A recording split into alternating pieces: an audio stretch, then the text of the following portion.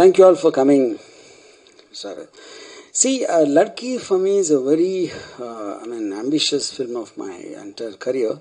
The reason because I was very heavily influenced by Bruce Lee in my college days and growing years.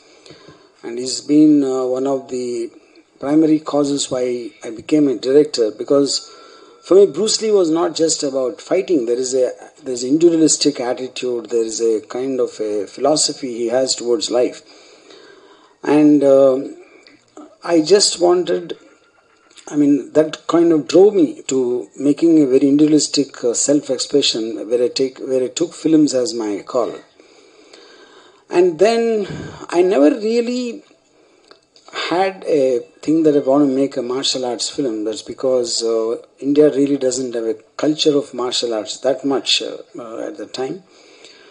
And but it always was at the back of my head. So when much later after I became a director, I kind of seen, the later day martial artists after the death of Bruce Lee, like from Donnie Yen to Jackie Chan to various others came, Jet Li, Tony Jaa.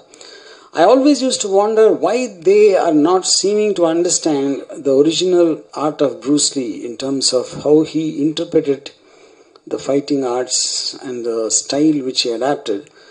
They pretty much seem to be in a classical mold, whereas Bruce Lee was always against classical styles because he thought each person has to develop his own individual style, which is what the in the true meaning of original art is about.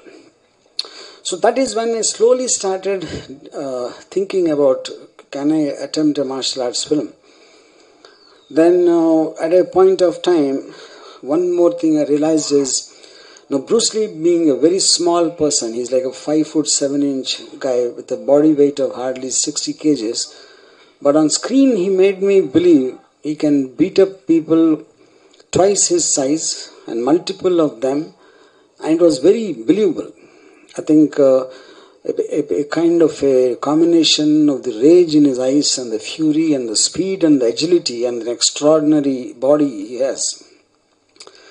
So then I thought, why not take it a step forward and make it into a girl? Because the whole point is a weak person cannot, and a girl is weaker, as generally believed. So that is when I fixed up the basic plot line to be a female-centric martial arts film. So like I said earlier, it was very difficult even to get a male martial art in India. So female thought was much more tougher, but finally at a point of time I managed to get Pooja's contact. And she happens to be a taekwondo champion and took part in many national and international tournaments. And then once I met her, I got her trained in Jeet Kune Do, which is the Bruce Lee style. Yeah, that's how the whole journey happened.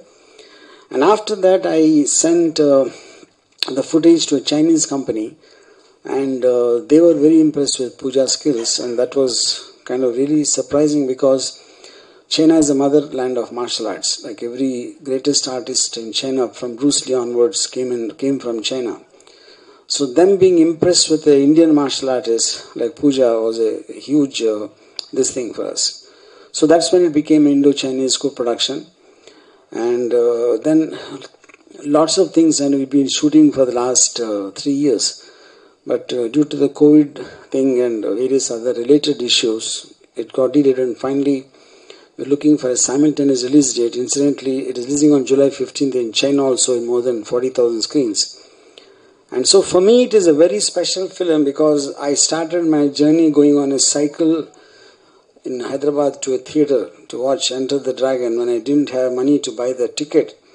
And now what inspired me in that theatre in Hyderabad, I managed to take that and convey in a certain film called Ladki, which is releasing in Bruce Lee's homeland in 40,000 screens. I think it's probably the greatest emotional high I've had in my career so far. Thank you.